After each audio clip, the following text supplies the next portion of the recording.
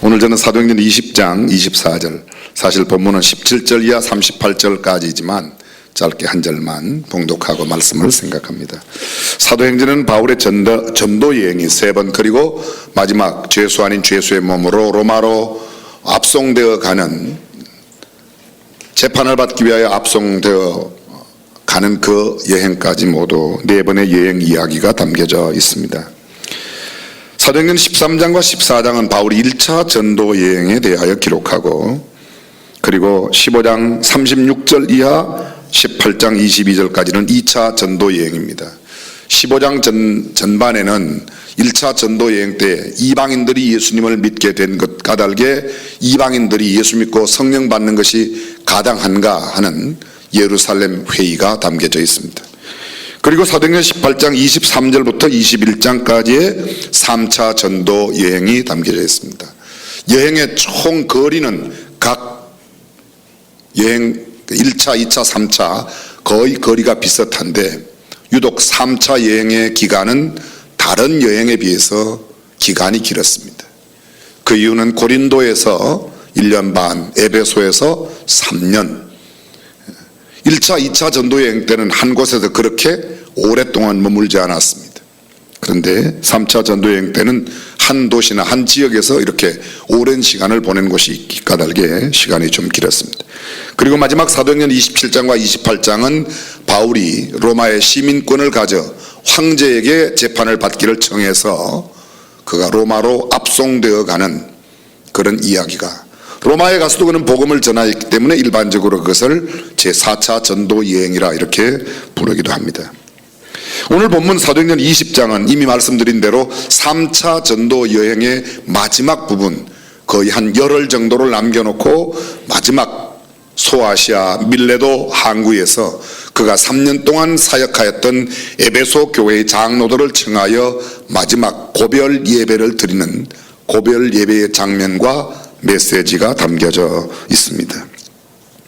이미도 말씀드린 대로 사도 바울의 복음 전도를 위하여 간 지역 도시에서 짧게는 하루 이틀, 또 어떤 곳에는 일주일, 어떤 곳에는 3주일, 가장 긴 곳이 에베소에서의 3년입니다. 이 에베소에서의 3년은 참으로 큰 역사가 많이 일어났습니다. 가장 먼저 바울이 에베소에 갔을 때 그 에베소 사람들에게 너희가 믿을 때에 성령을 받았느냐? 우리는 성령이 있음을 들어보지도 못했습니다. 바울이 말씀을 전하고 그들에게 안수하였더니 12명의 사람이 성령이 충만하여 예언도 하고 방언도 하는 놀라운 기적의 역사가 일어났습니다.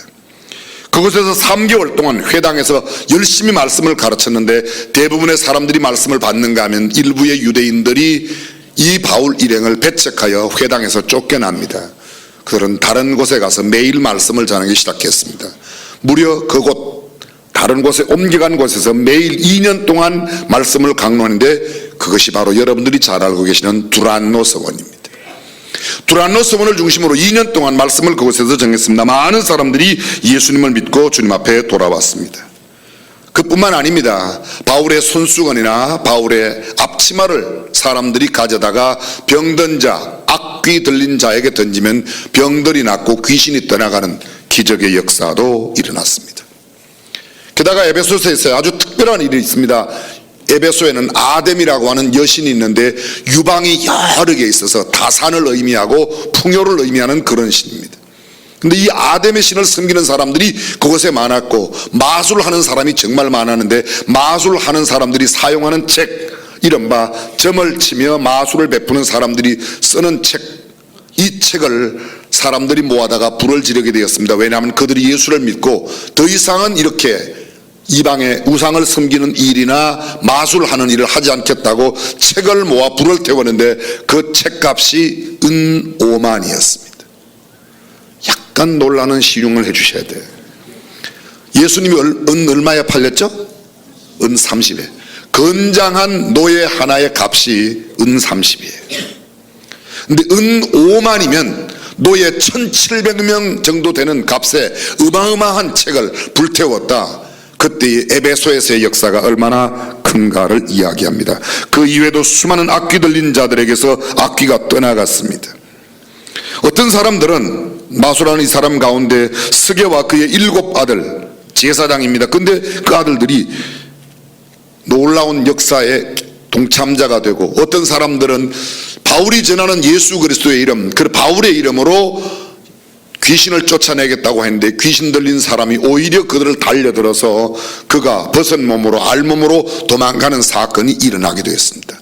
여하간 영적인 역사, 악령의 역사가 함께 겸하여 복잡하게 일어났지만 복음은 흥왕하였다. 에베소에서의 모든 역사의 마지막 마감은 이렇게 설명합니다. 주의 말씀이 힘이 있어 흥왕하여 세력을 얻고 수많은 사람들이 주님 앞에 돌아오게 된 역사로 결론을 맺고 있습니다. 실로 에베소에서의 3년간은 성령 충만, 기적 충만, 말씀 충만, 놀라운 표현들이 많이 일어나고 믿는 자의 숫자가 굉장히 많이 주님 앞으로 돌아왔다 이야기를 하고 있습니다. 그런데 바로 그곳 아시아를 떠나면서 여러분이 에베소가 아시아에, 소아시아에 있습니다. 우리가 살고 있는 이 아시아가 아니라 소위 지중해를 북쪽으로 해서 동북 해안 지역, 그 지역을 모두 소아시아 지역입니다. 아시아라고 성경은 그렇게 표현하고 있습니다. 그곳에서 바울이 밀레도 항구에서 에베소 교회 장로들을 청하고 마지막 고별 예배를 드립니다.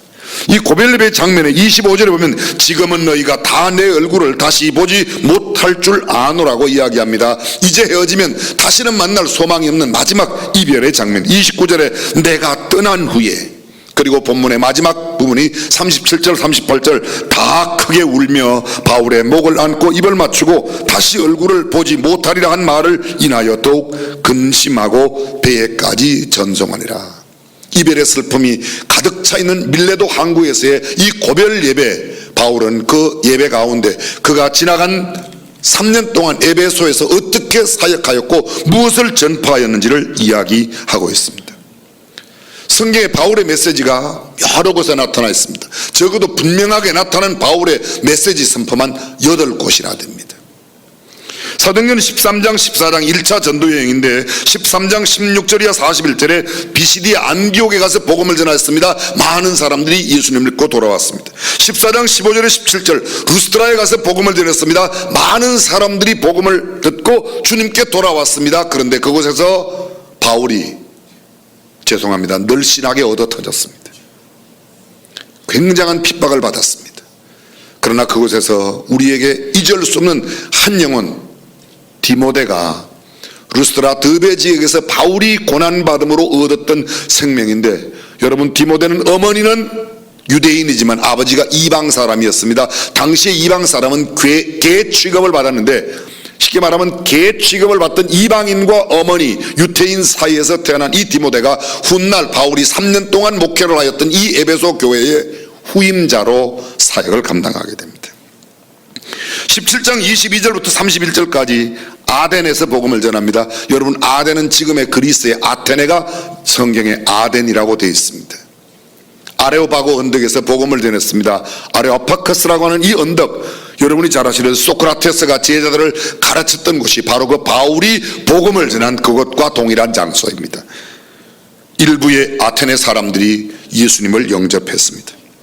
네 번째는 사도행전 22장 1절 이하 예루살렘에서 유대인들에게 복음을 전하는 장면이 나오고, 23장 1절 이하의 다섯 번째 공회 앞에서, 사내들인 공회, 입법, 사법, 행정을 갖고 있는 이 공회 앞에서 복음을 전하는 이야기가 기록되어져 있습니다. 24장 1절 이하에는 총독 벨릭스 앞에서, 25장 1절 이하에는 총독 베스도 앞에서, 당시에 팔레스타인 전 지역, 당시에 중동, 근동 전체 지역이 로마의 속국에 있었습니다. 로마는 각 지역에 총독을 파송하였는데, 당시 가이사라에 와 있던 이 벨릭스 베스도 총독 앞에 각기 말씀을 전하는 바울의 메시지가 그곳에 담겨져 있습니다. 그리고 마지막 8번째는 사도행전 26장에 아그리빠 왕 앞에서, 이스라엘 왕, 당시 아그리빠 왕 앞에서 복음을 전하는 이야기가 기록되어 있고, 그의 변정, 복음에 대한 설명도 그곳에 나타나 있습니다. 그 이외에도 가는 곳곳마다 말씀을 가르치고 강론하고 설교하고 했습니다. 바울의 대부분의 설교, 가르침, 강론, 변정, 간정, 이 모든 것들은 거의 모두가 다 믿지 않는 사람들에게 행한 것이었습니다. 그런데 유일하게 믿음의 사람들에게 한 설교가 오늘 본문입니다. 밀레도 항구에서 에베소 교회의 장로들을 청하여 3년 동안 사역하며 이미 그곳에 장로를 세웠습니다. 그리고 그 장로들을 청해서 복음을 어떻게 전하였는가, 내가 목회자로서 어떻게 살았는가를 이야기하는 겁니다. 정리해보면 이렇습니다. 바울은 때로는 왕에게, 때로는 총독에게, 여러분 혹시 서기오 바울이라고 기억하십니까? 바울의 전도 여행지 가운데 구브로 섬에 서기오 바울이라고 하는 총독이 있었습니다. 그가 바울을 청하여 말씀을 듣는데 말씀에 관심이 있어서가 아니라 바울이 혹시 뒤로 돈을 줄까 싶어 그가 돈을 챙기기 위해서 불렀는데 그것은 뜻대로 이루어지지 않았던 이야기도 있습니다.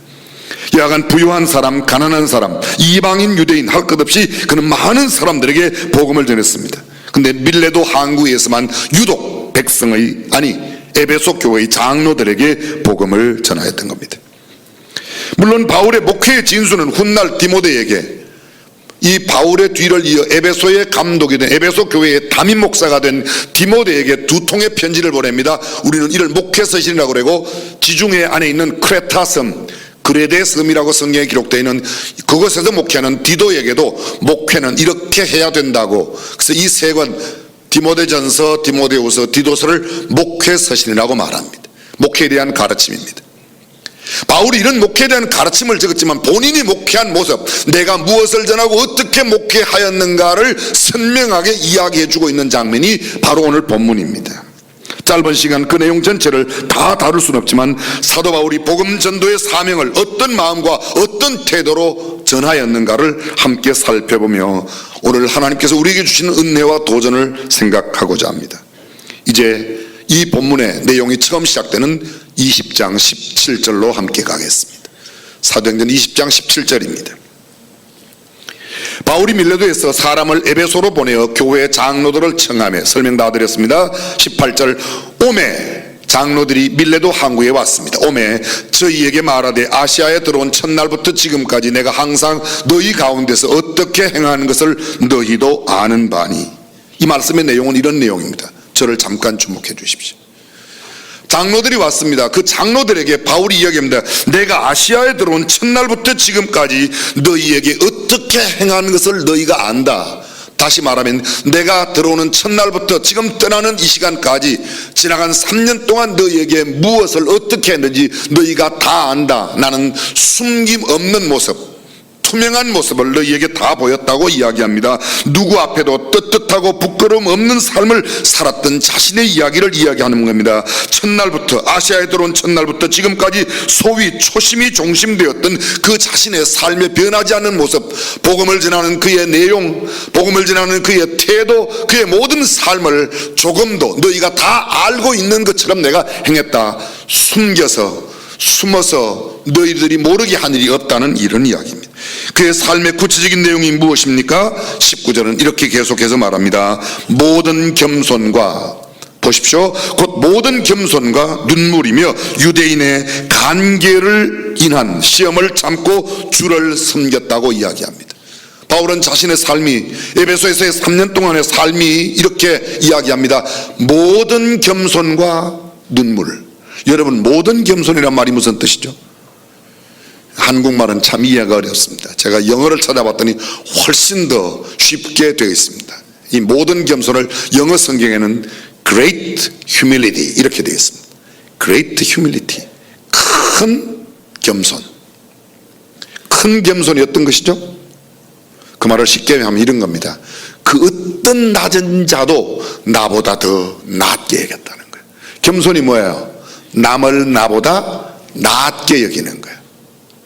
남을 나보다 낮게 여기는 게 아니고 남을 나보다 낮게 여기는 겁니다. 그럼 큰 겸손이란 말은 가장 작은 자도 나보다 더 낫다고 생각하는 거예요.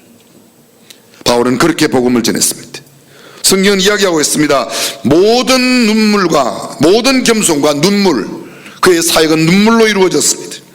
계속해서 이야기합니다. 유대인의 간계, 이 간계라는 말을 다른 말로 바꾸면 음모입니다. 어떤 음모입니까? 우리는 이미도 잘 알고 있습니다. 바울을 죽이고자 하는 음모가 있었지만 그런 음모 가운데도 그 다가온 시험, 죽이려는 시험을 참고 주를 섬겼다고 말합니다. 여러분이 익히 알고 계실 겁니다. 바울을 죽이고자 하는 사람들 가운데 결사대가 있었어요. 우리가 바울을 죽이기 전에는 먹지도 아니하고 마시지도 않겠다는 사람이 몇 명 있었다고요? 40명이나. 생각해 보십시오. 복음을 전하는 그의 발걸음 가운데 얼마나 큰 위험이 다가왔는지 모릅니다. 유대인들이 그렇게 반대했습니다. 이방인들이 반대했습니다. 고린도후서 11장에 보게 되면 바울이 이야기합니다. 내가 형제의 위험을 당하고 동족의 위험을 당하고 이방인의 위험을 당하고 강의 위험, 강도의 위험, 수많은 위험을 여러 번 죽을 뻔하고 자지 못하고 굶주리고 헐벗고 정말 거지 가운데도 산거지 같은 모습으로 살았던 그런 모습. 그러나 바울은 오늘 본문에서 이렇게 말합니다. 내가 이 모든 시험을 참았다고 말합니다. 그리고 주를 섬겼다고. 그렇습니다. 그는 유대인의 관계도 참아냈습니다. 유대인들이 죽이려는 계략과 음모 속에서도 참아냈습니다. 계속됩니다. 20절 보실까요? 유익한 것은 무엇이든지 공중 앞에서나 각 집에서나 끊임이 없이 너희에게 전하여 가르치고. 유익한 것은 무엇이든지, 다른 말로 좀 옮겨보겠습니다. 도움이 되기만 한다면 무엇이든지. 유익한다는 말은 너희에게 도움이 된다 그런 뜻입니다. 너희에게 도움만 된다면 나는 무엇이든지 다 했다. 어디에서든지. 성경 보십시오. 공중 앞에서나 각 집에서나, 다시 말하면 여러 사람들이 모인 곳이든지 아니면 각각 집에서든지. 이 각 집이라는 말도 사실은 번역이 약간 좀 이상하게 되어 있습니다. 영어 성경에는 이렇게 되어 있습니다. From house to house. 그걸 요새 말로 바꾸면 뭔지 아십니까? 집에서부터 집으로. 이 말을 요새 말로 말하면 뭐예요? 신방 같다니까. 신방. 이 집 저 집 가서 복음을 전했으니까 그게 복음 전도를 신방했다는 겁니다. 어떤 분이 그렇게 이야기하더라고요. 바울이 언제 신방한 적 있냐? 말씀만 가면 바울 신방했어요. 여기 보니까 신방했어요. 도움이 되기만 한다면 무엇이든지 언제든지 어디서든지 가르치고 전하였습니다. 공적인 자리이든지 어떤 장소이든지 불문하고 전하고 가르쳤습니다. 각 집에서 가르쳤습니다. 이 집 저 집 신방하며 복음을 전하고 가르쳤습니다. 바울은 열심을 다하여 모든 위협이 있었습니다. 아니 심지어 생명의 위협이 있는데도 그는 그 위협을 무릅쓰고 주님을 섬겨 말씀을 가르쳤습니다. 21절입니다. 유대인과 헬라인들에게, 다른 말로 바꿉니다. 그리스도 안에 있는 전통적인 율법을 지키는 사람들 가운데 유대인이 있습니다. 율법만 지키고 그리스도 안에 있지 않는 사람도 있습니다. 이방인들도 있습니다. 이방인 가운데도 믿는 사람, 믿지 않는 사람이 있습니다. 그런데 이렇게 말합니다. 유대인이든지 헬라인이든지, 다른 말로 말하면 유대인이든지 율법을 잘 지키는 사람이든지 이방인이든지 누구에게든지 복음을 전했다는 이야기입니다. 인종차별 없이 선민이거나 이방인이거나 차별이 없다는 겁니다. 여기서 잠깐 우리는 더듬어야 할 내용이 있습니다. 차별금지법이라는 겁니다. 근래에 핫 이슈가 되고 있기 때문에 말합니다. 차별금지. 여러분은 어떻게 생각하십니까? 지금 현재 우리나라 국회에 차별금지법이 계류 중에 있습니다. 잠시 소강 상태에 있지만 언제 통과될는지 모릅니다. 사실은 차별금지라는 말이 얼마나 좋은 말입니까? 차별을 못하게 한다는 거야. 좋은 말이에요, 나쁜 말이에요? 많이 배운 사람이나 배우지 못한 사람이나 가진 사람이나 가지지 못한 사람이나 누구나 차별이 없다는 거예요. 얼마나 좋은 이야기입니까? 근데 여러분, 정말 차별이 없이 살 수 있을까요? 정말 차별이 없어요? 맞아요. 차별은 없어야 돼요. 근데 우리는 구별할 수 있어야 돼요. 이게 좀 잘 와닿지 않을 겁니다. 작년에 미국의 대법원에서 차별금지법이 통과되었어요. 근데 그 차별금지법에 가면 동성혼자들, 소위 성적 소수자들을 차별해서는 안 된다 법이 통과되었습니다. 동성끼리 결혼을 하려고 주례를 해달라고 말해서 주례를 안 해주면 목사가 붙잡혀가는 겁니다. 한 번 거절하면 벌금이 3,000불. 계속해서 이게 말을 해도, 그렇게 이런 이야기를 해도 3,000불씩 제한 없이 횟수에 따라서 벌금을 냅니다. 어떤 사람이 동성간에 결혼을 하는데 케이크를 맞추었어요. 근데 케이크를 안 만들어줬어요. 동성간에 결혼하는 거라고. 그 빵집 주인 빵가게 문 닫고 그만뒀어요. 벌금 엄청 냈어요. 꽃가게 사건은 우리나라에도 소식이 나왔어요. 동성간에 결혼을 하는데 결혼식에 쓸 꽃을 주문했는데 꽃을 안 만들어줬어요. 고소했어요. 그래서 이 사람이 걸렸어요. 벌금 1억 이상 벌금 내고 꽃가게 문 닫게 생겼어요. 참 신기해요. 동성간에 결혼하는 사람들을 결혼 주례해 주겠다는 사람이 있어요. 근데 그 사람들은 그런 사람한테 안 가고 동성간에 결혼하면 결혼 주례 안 해준다는 사람을 찾아가서 그 사람한테 주례를 해달라는 거예요. 이 사람들은 주례가 목적이 아닙니다. 이 사람 잡아 넣는 게 목적이에요. 아주 나쁜 사람들이에요. 나빠요, 안 나빠요? 나쁘죠. 해준다는 사람한테 가서 하면 되지 왜 안 해준다는 사람한테. 그러니까 목사는 해주도 안 해주도 내게 아무런 자유가 없어요. 무조건 해달라고 그러면 해줘야 돼요. 일방적으로 해줘야 돼요. 그게 미국의 법이에요. 근데 그 법이 미국에만 있는 게 아니라 한국에도 그 법을 지금 통과시키겠다는 겁니다. 대단히 죄송합니다. 저는 한 개인을 욕하지 않습니다. 그러나 그분이 가지고 있는 사상은 비난받아 마땅해야 할 사상이 있습니다. 서울에 있는 시장님이 이렇게 이야기를 했어요. 동양에서 동성혼이 최초로 합법화되는 나라가 대한민국이었으면 좋겠다고 이야기를 했어요. 이 생각은 잘못된 생각이에요. 그 생각 하나 때문에 대통령이 되고 안 되고 시장이 되고 안 되고는 전 잘 모르겠어요. 근데 적어도 이 생각은 비성경적인 생각이에요. 왜 아멘 안 해요? 이건 잘못된 거예요, 여러분. 그들의 이야기는 상당히 일리가 있습니다. 사상이 다르다고 해서 차별받아서는 안 된다. 맞아요? 종교가 다르다고 해서 차별받아서는 안 된다. 맞아요? 맞아요. 사상이 다르다고 해서 차별받아서는 안 돼요. 맞아요? 그럼 공산주의 사상도 용납해야지 돼요? 유물주의 사상도 용납해야 돼요? 인격적인 면에서 차별받지 말아야 하는 것이 있어요. 그러나 우리는 용납할 수 없는 게 있어요. 하나님을 부정하는 유물 사과는 우리는 용납할 수 없어요. 그건 성경이 명백히 죄라고 말하고 있는 겁니다. 동성혼 저는 긍휼히 여김의 대상이라고 생각해요. 그들을 불쌍히 여기는 것 우리가 가져야 할 태도예요. 그러나 그들의 동성혼 자체는 죄예요. 이해가 되세요? 동성혼자들은 모두 죽여야 돼. 이건 안 돼. 그건 안 돼. 그건 비성경적이야. 그들도 예수 믿고 구원받아야 되고 그 자리에서 돌아와야 할 사람이에요. 주님 앞에 회개하고 돌아오면 그들도 똑같은 하나님의 자녀로 구원받을 줄로 믿습니다. 그러나 동성혼 자체가 용납되는 건 아니에요. 우리가 흔히 이런 것을 갖다 전문 용어로 소수자라고 그래요. 성적 소수자라고 그래요. 여러분, 동성혼자들이 우리가 성적 소수자니까 보호를 받아야 된다. 그러자 드디어 나타났습니다. 우리는 아동들과 함께 섹스하는 것이 우리가 원하는 바인데 우리도 소수자니까 보호해달라는 거예요. 보호해줘야죠. 취향인데 이단도 소수자니까 보호해야 됩니까? 그 사람들의 인격은 존중해야지 돼요. 그러나 이단의 사상과 생각은 우리가 받아들일 수 없는 겁니다. 그들도 저는 우리 교회 문턱에도 이단 출입금지라고 해놨어요. 이단 들어오지 말아라고. 신천지 출입금지라고 그랬는데 신천지 와서 회개해라. 사실은 이게 교회가 해야 할 메시지고, 동성혼자들 지금 당신네들은 질병 가운데 있으니까 성경에 잘못된 사상을 갖고 있으니까 하나님 앞에 나와서 회개해라. 이것이 교회의 올바른 메시지라고 저는 믿습니다. 근데 성적 소수자로 아닙니다. 그건 병이라고 생각하고 그건 죄라고 잘못되었다고 성경이 말하는 명백한 말씀에 위배된 내용이라고 이야기하고, 그리고 주님 앞에 돌아오면 우리와 한 형제와 자매가 될 수 있다고, 한 가족이 될 수 있다고 이야기해야 되는 겁니다. 소수자라고 말씀드렸지만 이단도 소수자니까 보호해 줘야죠. 이단의 사상은 보호받을 게 아닙니다. 죄입니다. 잘못된 겁니다. 폭행을 하고 깡패도 소수자죠? 그러니까 보호해줘야죠. 말이 안 되는 얘기예요.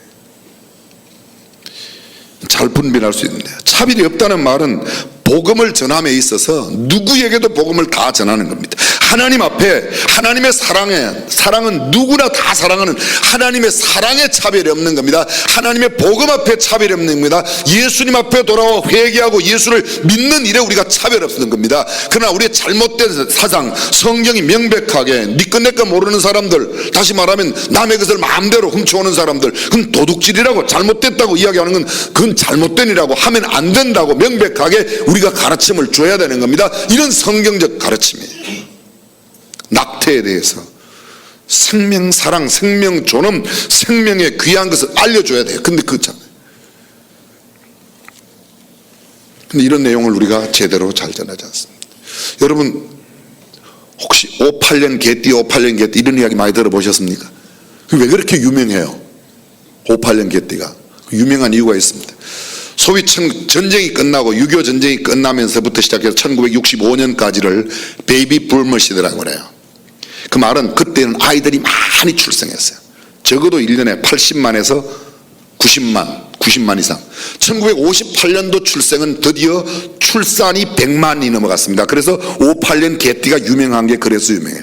그리고 그때 옛날에 대통령 아들도 58년에 태어나서 그때 또 유명하고, 그때 또 58년 개띠가 중학교 갈 때 시험이 없어져서 그렇게 유명하고. 근데 여러분 작년도에 우리나라에 태어난 사람이 몇 명이에요? 약 41만 명이에요. 41만 명이에요. 그럼요, 가장 많이 태어나던 58년에 비하면 작년도나 재작년 거의 41만 42만 요 사이는 그 정도 태어납니다. 1년에 낙태하는 사람이 한국에 30만 명이라고 그래요. 낙태만 안 해도 인구가 70만 정 태어나면 출산율이 상당히 올라가는 겁니다. 김진표 장로님 이야기 좀 듣고 아는 거예요.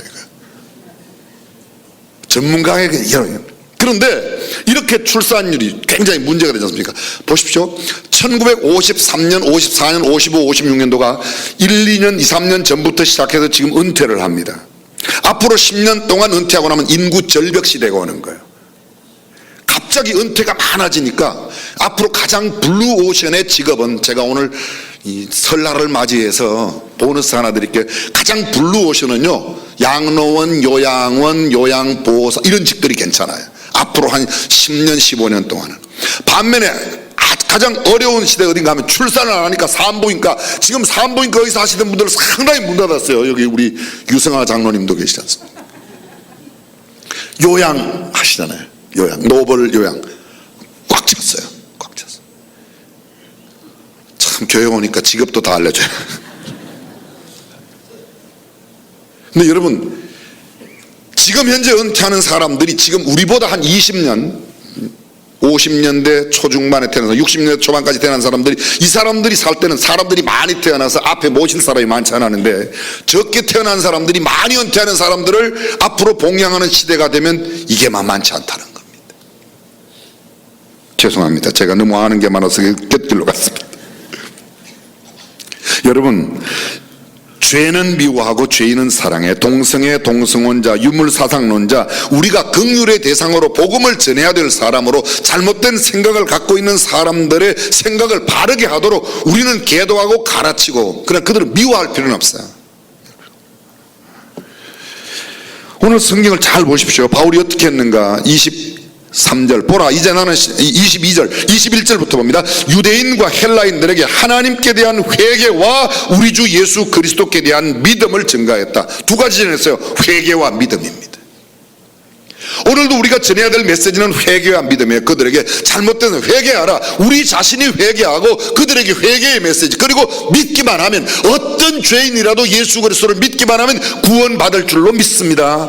바울이 이제 백성의 장로들에게, 이 에베소의 장로들에게 얘기합니다. 22절 보라, 이제 나는 심령의 매임을 받아 예루살렘으로 가는데 저기서 무슨 일을 만날는지 알지 못한다. 내가 심령에 매여. 이 한국말 성경 번역이 조금 잘못됐어요. 성경에 이렇게 돼 있어요. 이 영어 성경에 보면 거기 심령의 매임을 받았다는 말이 and now compelled by the spirit 할 때 스피릿이 영어의 대문자 스피릿이에요.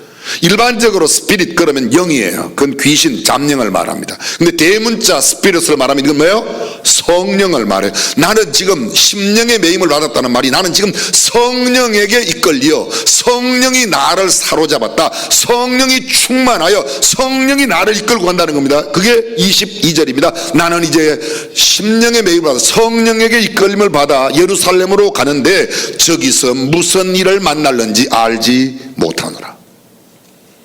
성령에 매여 갑니다. 그 다음 구절은 아주 더 심합니다. 23절 오직 성령이 각성해서 내게 증거하여 결박과 환난이 나를 기다린다 하시나.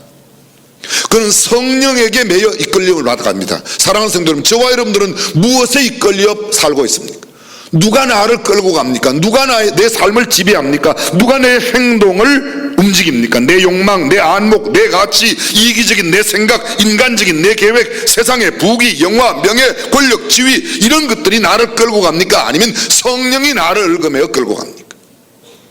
요한복음 21장에 보면 예수님께서 부활하시고 나서 디베리아 바닷가에서 베드로를 만납니다. 내가 젊어서는 네 마음대로 네가 원하는 대로 다녔거니와 늙어서는 남이 네게 띠띠우고, 이건 남이 네게 띠띠운다. 우리말 성경에 그렇게 되어 있습니다. 영어 성경에 보면 내가 성령이 너를 띠띠워, 성령이 너를 띠로 메어서 끌고 간다. 성령에게 이끌려 살게 될 것이다. 그렇게 말하고 있습니다. 바울은 오늘 본문에서 나는 성령에게 매여 내가 예루살렘으로 가는데 저기서 무슨 일을 만나요? 성령에게 이끌려가면 좋은 일이 생겨요? 나쁜 일이 생겨요?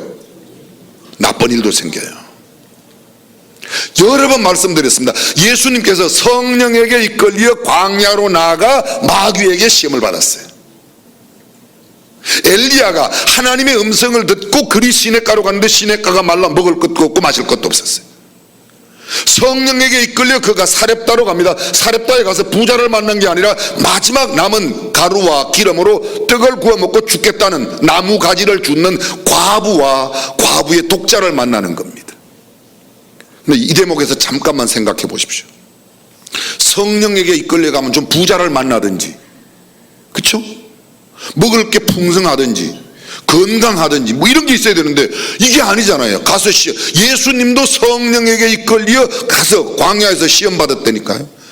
엘리야도 마찬가지입니다. 근데 엘리야가 성령에게 이끌려 갔습니다. 사렙다 과부를 만났습니다. 나무를 줍고 있는 과부, 그 집에 가보니까 과부하고 독자 외아들이 있는데 마지막 남은 가루로 떡을 구워 먹고 죽겠다는 겁니다. 근데 엘리야가 이렇게 말해요. 그것을요 너네 먹지 말고 놔달라고 그러는 겁니다. 이걸 현실적으로 설명해 볼게요. 어떤 목사가 신방을 갔어요. 신방 간 집이 마지막 먹고 밥 한 그릇 먹고 죽겠다는 과부하고 독자 있는 집에 가서 밥을 먹고 죽겠다는데 그거 당신 먹지 말고 나한테 내놓으라는 겁니다. 여러분이 그런 목사를 여러분 옆집에서 봤다고 그러면 그 목사 어떻게 해야 돼요? 비난하고 욕하겠죠, 그렇죠? 그래요, 안 그래요? 만약 그 사렙다 과부 옆집에 있는 사람이 그날 엘리야를 봤더라면 저게 무슨 하나님의 사람이냐, 저 정신 나간 놈, 미친 놈, 여기서 말 못하는 말 다 할 수, 그래요, 안 그래요? 그죠? 저도 만약 그 사렙다 과부의 옆집에 살았더라면 그날 엘리야 저게 무슨 하나님의 사례야, 저도 그랬을 거야. 근데 제가 그 성경을 읽으면서 깜짝 놀랐어요. 아하, 내가 잘 모르고 함부로 이야기할 거 아니다. 죄송합니다. 이거 너무 견강부회식으로 끌어다 붙이는 건지 모르지만 부천의 그 목사가 그렇게 했다는데 우리 함부로 말 안 해야 되겠다고 전 지난 주간 얼마나 다짐했는지 몰라요. 전 잘 모르겠다. 한 가지, 나는 그렇게 안 하는 목사 되게 해달라고 기도하는 거예요. 우리는요 남에 대해서 너무 함부로 입어요. 저는 말씀드리잖아요. 우리가 사렙 땅에 살았더라면 그 엘리야 저게 무슨 하나님의 종이냐, 저게 무슨 선지자냐, 미친 단어. 근데 여러분 우리는 이미 성경을 통해서 알고 있지만 엘리야가 그렇게 함으로 그 집에는 가뭄이 다하는 3년 6개월 동안 기름병에 기름이 떨어지지 아니하고 가루가 다하지 아니하고 하나님의 축복이죠. 남의 일에 대해서는 쉽게 이야기하지 맙시다. 성령에게 이끌려 갑니다. 성령의 인도하심을 받아 잘 되어야 될 텐데 아니에요, 여러분. 결박과 환란이 기다린다고 하는 겁니다. 보통 우리는 무엇에 인도함을 받는가? 내 관심과 내 계획과 내 출세, 세상의 쾌락, 안정과 요새로 말하면 이런 말이죠. 좋은 차, 좋은 집, 정말 높은 지위, 이런 것들이 나를 끌고 가는가? 아니면 성령께서 인도하시는 곳으로, 성령이 나를 인도하는 그곳으로, 성령이 인도하는 그 삶을 살아가는가 하는 겁니다. 어디로 가야 할까요? 누구의 지시를 따라가야 할까요? 예수 그리스도는 섬기기 위해 오셨습니다. 낮은 마국간에 오셨습니다. 냄새나는 그 자리에, 섬기는 그 자리에, 죽음의 십자가의 자리로 가셨습니다. 그런데 오늘 저를 포함한 많은 그리스도인들이, 소위 교회의 지도력들이 높은 자리를 너무 좋아해요. 존경받는 자리, 대접받는 자리, 알아주는 자리, 남을 지시하고 명령하는 자리, 섬김받는 자리를 좋아하고 높은 자리를 좋아합니다. 성령에게 이끌리는 자리가 아니라는 거죠. 성경은 이렇게 말합니다. 나는 심령에 매여 성령에 이끌려 올라간다. 예루살렘 거기서 무엇을 만났는지 난 알지 못한다. 이미 성령이 각성해서 나한테 일러주기를 결박과 환난이 나를 기다린다 하시나. 오늘 본문입니다. 24절 나의 달려갈 길과 주 예수께 받은 사명 곧 하나님이 은혜의 복음 증거하는 일을 마치려 하면은 나의 생명을 조금도 귀한 것으로 여기지 않으는. 성경은 이렇게 되어 있습니다. 그러나 however 그러나 나는 내 삶을 가겠다. 나의 길을 가겠다. 환난과 핍박이 기다린다고 하지만, 어려움과 역경이 기다리고 있지만, 박해와 조롱이 나를 기다리고 있다고 하지만, 가난과 고난과 고통과 멸시와 전대와 비난과 비웃음과 침뱉음과 학대, 아니 죽음이 나를 기다리고 있다고 이미 성령께서 일러주셨지만, 내가 가야 하는 길이 이 길이기 때문에 난 이 길을 피하지 않겠다는 겁니다. 대부분의 사람들은 이런 길이 앞에서만 피합니다. 돌아가, 소나기는 피해서 가는 거야. 뭐 별의별 말도, 설득력 있는 말들이 얼마나 많은지 모릅니다. 사랑하는 성도 여러분, 성령에게 이끌림 받은 삶은 내 이성과 논리로 이해가 되지 않아도 그 길을 가야 될 줄로 믿습니다. 사명이란 말이 뭐예요? 하지 않으면 안 되는 일. 우리가 미션을 주고 미션을 해야 된다고 그러지 않습니까? 애들 요새 게임도 미션을 하면 뭐 보상을 주고 뭐를 준대요. 그런데 그 미션, 하지 않으면 안 되는 일, 꼭 해야만 되는 일. 아마도 바울이 그때 이런 노래가 있었다면 이 노래 했을 거예요. 나는 가리라, 주의 길을 가리라. 어떤 어려움과도 나는 주께서 내게 맡기신 그 길을 걸어가겠다. 이게 사명의 길인 줄로 믿습니다. 대부분은 이 사명의 길을 안 가요. 피 묻은 십자가의 복음을 증거하는 그 길, 하나님의 은혜의 복음 전하는 그 길, 예수 그리스도의 대속적 죽음을 전하는 그 길, 유일한 영생의 길, 생명의 길, 부활의 길, 천국의 길, 주님과 함께하는 그 길, 비록 고난과 박해와 핍박이 기다리고, 아니 내 생명을 드린다 할지라도 걸어가는 그 길. 그래서 말합니다. 나의 달려갈 길과 주 예수께 받은 사명. 사명이란 말이 성경에 여러 가지로 번역되어 있어요. 봉사, 직무, 공궤. 원의 뜻이 뭐라고 그랬죠? 영혼을 구원하는 일, 구원받은 영혼들을 성숙시키는 그 일, 그게 사명이야. 내가 그 일, 영혼 구원하는 일을 위해서라면 내 죽음도 생명도 내어놓겠다. 그렇습니다. 교회가 해야 할 일이 무엇일까요? 목사가 해야 되는 일이 뭐예요? 오늘날 교회가 해야 되는 일이 뭡니까? 여러 가지가 있을 겁니다. 근데 가장 소중한 것은 잃어버린 영혼들을 찾아 구원하는 일인 줄로 믿습니다. 그리고 구원받은 영혼들을 주님처럼 닮아가게, 예수님 닮아가게 하는 거예요. 장로, 권사, 집사, 나눔이, 돌봄이, 세움이, 섬김이, 위원장, 주일학교 교사, 찬양대가, 찬양대가 하는 일은 찬양 맞아요. 근데 찬양대가 찬양하는 일보다 먼저 해야 되는 일이 있어요. 영혼 구원이에요. 명절을 맞아 시골에 가서 부모님을 공경하는 일 마땅히 해야 되는 일입니다. 좋은 일입니다. 귀한 일입니다. 근데 그것보다 더 소중한 일이 아직도 구원받지 못한 가족들, 이웃들을 주님 앞에 인도하는 일. 이 일이 우리에게 주어진 사명인 줄로 믿습니다. 사랑하는 성도 여러분, 이 사명의 길을 잘 감당하여 주 앞에 아름답게 서는 저와 여러분이 되시기를 주님의 이름으로 축원합니다. 전능하신 우리 하나님, 우리에게 주어진 사명 잘 감당하는 우리가 되게 하옵소서. 주 예수님의 이름으로 기도합니다.